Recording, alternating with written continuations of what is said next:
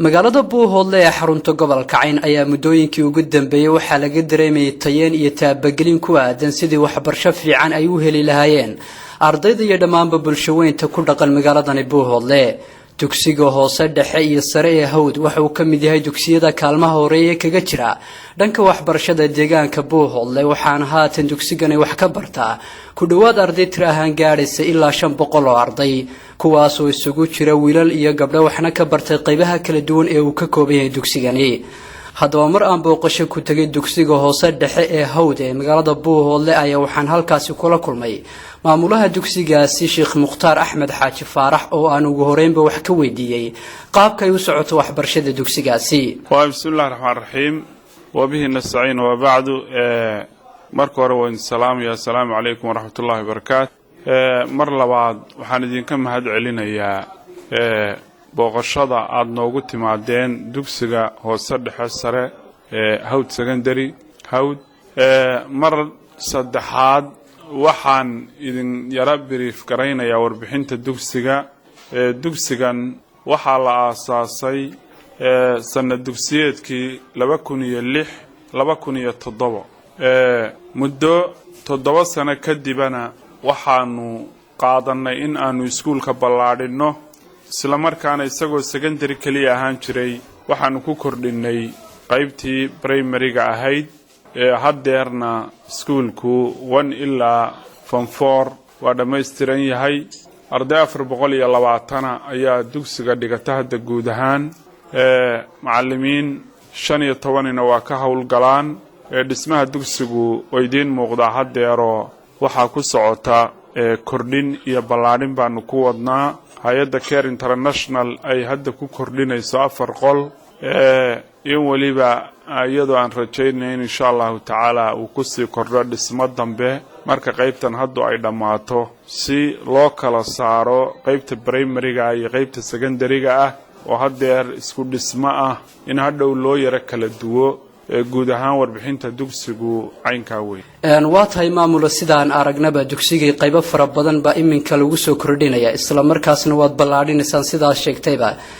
qaybaha iminka aad ku soo kordhiseen dugsiga maxay ka koobnaan doonaan maxaa lagu baran doonaa qaybahan hadda aan ku soo kordhinay dugsiga qayb ka mid ah banaanka hadda ku dhigataa waliba dhismahan u jirta oo haddana macallimiinta ofiskan hadda ay ka ambabaxaan oo ay agabkooda ka sii qaataan qaybta dibadda naga jirta waxaanu doonaa insha Allah taala oo primary-ga ah kalaasa inaanu soo xareyno dhismahan cusub aanu keenno qaybna waxa weeye qaybtii geral frame-ka ahayd oo gabdhaha oo aan haysanin qol u gaara oo ay hawlahooda ku gutaan oo ku nastaan oo waxa weeye xamaamadiisii iyo tooleydadiisii iyo wixii leh iyo nasashadiiba isagana waanu ku soo kordhnay qolkaas oo gabdhaha u gaaro masquuliyiina gudaha kule kalaaska kale ee banaanka naga jirana inaanu soo xareyno laabkii oo aan meel noo haysan insha Allah taala isagana inaanu qol gaara aan u diyaarino ayaan rajaynaa waa tahay maamula Sheekh Mukhtaar Axmed Xaaji Faarax waxa tahay maamulaha dugsiga hoose dhexe iyo sare ee Hawd marka ay ardaydu ku jirtay dugsiga sarena waxa ay cabasho inta badan ka muujiyaan qaybta laabka iyo sidii tababar fiican ay ugu qaadan lahaayeen qaybtaasi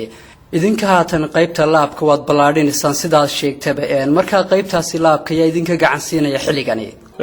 waxaan naga saaciday laabka in badan baan ururinaynay ilaa 2008kii up to now marba qayb baan loo keenayay oo xoogiisa markii hore waxa noo keentay hay'adii AAT-da secondaryada qaabilsanaan jirtay markii hay'adda oo contractu ka dhamaadayna Care International baa la wareegtay iyaduna markaa waxay noo bilowday in sanad walba wax uun ay keento marka hadda runtii laab aad u ballaaran oo ardaydaanu ku tareerin garayno ayaanu haynaa haddana space-kii ayaanu u ballaadhinaynaa insha Allah taala waa tahay maamula ujeedada rasmiga ee ka dambaysa inaad ballaadhisaan dugsiga Hawd isla markaasna aad ku soo kordhisaan qaybo fara badan sida dugsiga hoose dhexe maxay tahayna maadaama aan ogsoon in markii ugu horeysay aad ku bilowdeen dugsiga sare oo kaliya waxay tahay dabcan muasasad kasta ama goob kasta oo waxbarasho waxay leedahay siyaasad iyo policy u gaar ah waxaanu siyaasadaha iyaga markii aanu iskuulka aasaasayna ka mid ahayd in marka aanu fadhiisino baahidii markaa jirtay aanu dadka ka daboolno oo secondary deegaanku u qabo secondary markaa uusan jirin gobolka Cayn in haddana aanu primary u sameeyno ama intermediate aanu u sameeyno oo sababtu ay tahay dugsigu inuu ardaydiisa la soo baxo in loo baahan yahay marka ardaydii foonka soo galeysay isaga gudihiisa aanu ka abuurno ayaan siyaasadno ahayd markii hore waa tahay maamula Sheekh Mukhtaar Axmed Xaaji Faarax ugu dambeyntii xilliga la aasaasay dugsiga sare ee Hawd waxa iminka laga joogaa muddo 8 sano oo ku beegan 2007 maxaa idin qorshaysan oo xiigi doona marka laga yimaado arrimahaas oo dhan balse wax ma nooga sheegi kartaa caqabadihii ugu waaweynaa ee idin soo wajahaytan iyo asaaskii dugsiga sare ee Hawd